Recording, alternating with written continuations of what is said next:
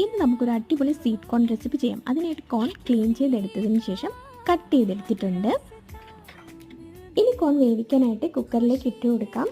അതിനുശേഷം നമുക്ക് വെള്ളം ഒഴിച്ചു കൊടുക്കാം. കോൺ മുങ്ങിക്കിടക്കുന്നതിന് ആവശ്യത്തിന് വേണ്ട വെള്ളം ഒഴിച്ചു കൊടുത്ത് നമുക്ക് കുക്കർ അടച്ച് വെച്ച് 3 വിസിൽ കേൾപ്പിച്ചെടുക്കാം. 3 വിസിലിന് ശേഷം പ്രഷറെല്ലാം പോയി വന്നിട്ടുണ്ട്. ഇനി നമുക്ക് കോൺ ഒരു പ്ലേറ്റിലേക്ക് മാറ്റാം. ഇനി മസാല തയ്യാറാക്കാനായിട്ട് ഞാൻ കുറച്ച് മുളക് പൊടിയും കുറച്ച് ഉപ്പും കൂടി ചേർത്തിട്ടുണ്ട്. ഇത് നന്നായിട്ട് മിക്സ് ചെയ്തതിന് ശേഷം ബട്ടർ എടുക്കാം.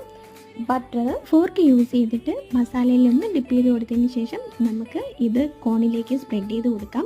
ചെറിയ ചൂടുള്ളത് കൊണ്ട് തന്നെ ബട്ടർ നന്നായിട്ട് മെൽറ്റായി ആ ഒരു മസാലയൊക്കെ നന്നായിട്ട് നമ്മുടെ കോണിലേക്ക് സ്പ്രെഡായിട്ട് കിട്ടും. ഇനി കോൺ മേടിക്കുമ്പോൾ തീർച്ചയായിട്ടും നിങ്ങൾ ഇതുപോലെ ഒന്ന് ട്രൈ ചെയ്ത് നോക്കുക.